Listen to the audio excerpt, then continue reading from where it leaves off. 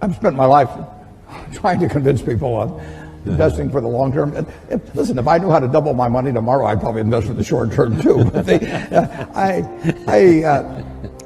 it's much easier to invest for the long term if you're just talking pure investment, because you know what's going to, in my view, it'd be very high probability what's going to happen 10 and 20 years from now in a major way, and I don't have the faintest idea what's going to happen tomorrow or next week. But if you're talking about societal, it's very tough because politicians face elections either every 2 years or 6 years, and the way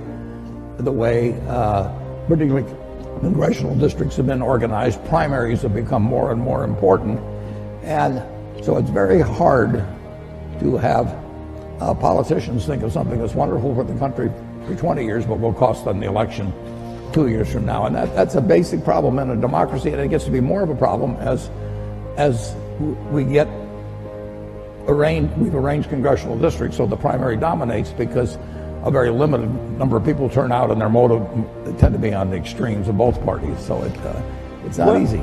Whether you're going to make an investment in a company or whether you're going to buy the company, what are the factors that you're looking for?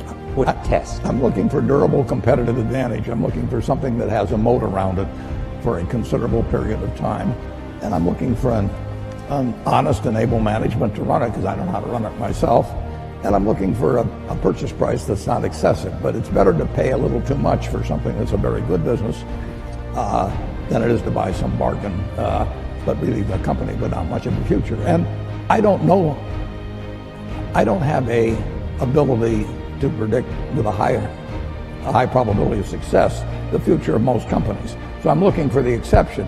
But the nice thing is, if there's thousands of companies out there, I really don't have to be right on a couple. I mean, it's exactly the opposite of baseball, where you have called strikes and the pitcher's trying to throw it to you at the worst part of the strike zone for you. And if he succeeds in getting into that corner 3 times and you don't swing, you're out. And investing, it's a no called strike thing. So I can sit there all day and somebody can throw me one company after another, and finally I get one in my sweet spot. Both of you have chosen both wives and partners well.